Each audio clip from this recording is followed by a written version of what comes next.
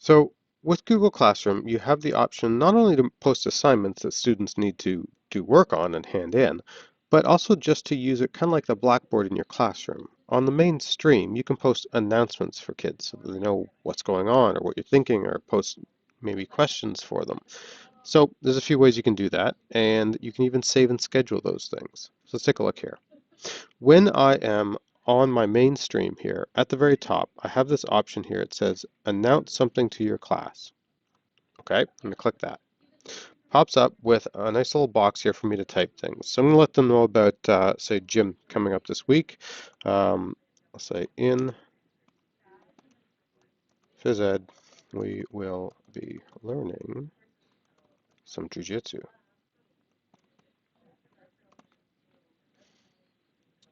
And I can do different things to fancy it up down here. I've got, let's see, bold and italics. Um, Underline, I can add bullets. So that could include things like, let's see if I go take that off for a second. Bold, bullets, you might learn throws, joint locks, or strangles. All right. So you got options for formatting. That's all I was really looking at here. And then below it, we have a few other buttons we can use as well. So we've got Drive. If I want to add different files from Drive, I might be adding an attachment that has sort of an outline of what we're going to do that day. If this is some kind of field trip, it might include a permission form.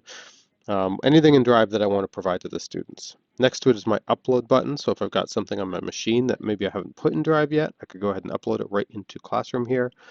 I have a little link button if I'm just going to add a link maybe to a website or a Wikipedia description or something like that that I want them to see.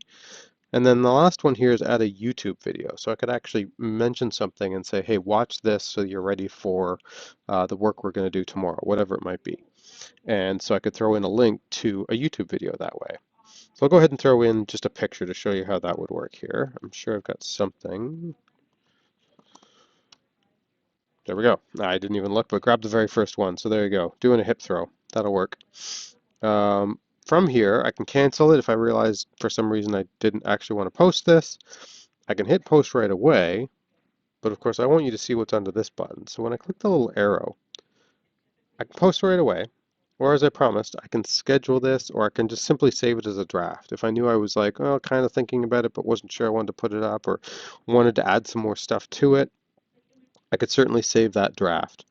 But schedule, just like it implies, is going to let me pick a date where this will get posted. So it means I can write it now while I may be sitting at school thinking about this and thinking about what we're going to do, and I can schedule that. Let's stay here the 22nd. So yeah, okay, Friday. So it's jumping to Monday. Normally I think it would give you the very next day. So Monday is fine, 8 a.m. That works. Maybe I'll give them a little bit of breathing room there, and I'll post this right at 9 and schedule. There. So as the teacher, and the students, I don't see anything here, but as the teacher, I see saved announcements showing up at the top now. I can even click on this little arrow and it'll open up, and I get a little sample of what that would be. I could trash it if I decided to, or I can click it back open and just mess with my schedule. I can cancel it. I could adjust who it's going to, because one of the other options I have here is to go ahead and choose, do all of the students in this classroom see it, or if this was a real classroom that actually had kids in, I would get a nice listing of all my students right here. And I could pick and choose which ones are going to see this and which ones are not. So let me just close that for a second, because that's a nice option that you always have. I'm able to click in here and I can choose amongst my various different classrooms. If I decided I had an announcement that I wanted to post to 2 or 3 different classrooms, I could do that. Or if I'm sticking to one room, then I have the option again of choosing specific students. So that's really handy on, say, the assignment side of things. If I'm going to post an assignment, I'm going to be able to choose, this is the differentiated version for just a few kids. I'm going to check them off and then give another version to the rest of the class. The kids would never see the two versions. They all just see one assignment posted and they do the work that's in front of them. So they don't know that other kids are getting tweaked versions of the same assignment. So very handy to be able to do that and go ahead and create those whenever you need to and post that stuff up on the stream for the students. Now, the other thing that we see here when we're looking at how we would do these announcements right here, something to your class, before I even click that, there's actually this other option here, reuse post. So maybe I've done this in the past. I've had this similar gym class before, maybe, where I'm talking about jujitsu again. If I had ever posted something like this before and I wanted to use that again, I don't have to retype it all. So I can click this reuse post option and it's going to present to me all of my previous classrooms. It doesn't matter when they happened, and many of them are probably archived. I go to, say, Tyndale training from 2015. It's definitely an older archived classroom. So I'm going to click that, one of my oldest ones. There's an announcement right there, and you can tell from the little symbol here. If I were to do this with an assignment, I would see little assignment logos here. So it knows the difference. I'm not going to accidentally post work under my, announcement stream. But it means I could click this, no idea what it is.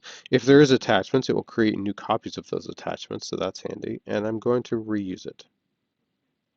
So it pops up, shows me the class, because again, I might want to add more, or I might want to mess with my students. I can see what's about to get posted, and I can maybe add something to it. If I need to make little changes or update it a little bit for this year, then I can do that. And when I'm ready, I would just hit post. And if I looked at that and realized, well, this is kind of garbage, I don't actually need it, I'm going to go ahead and hit this trash button. And I could dig back in there, maybe it was just the wrong post, or go ahead and create a fresh one. But it's super handy to be able to go ahead and use posts that you've created in the past and just reuse them again so that you're not recreating and reinventing things all the time. So take a look at that.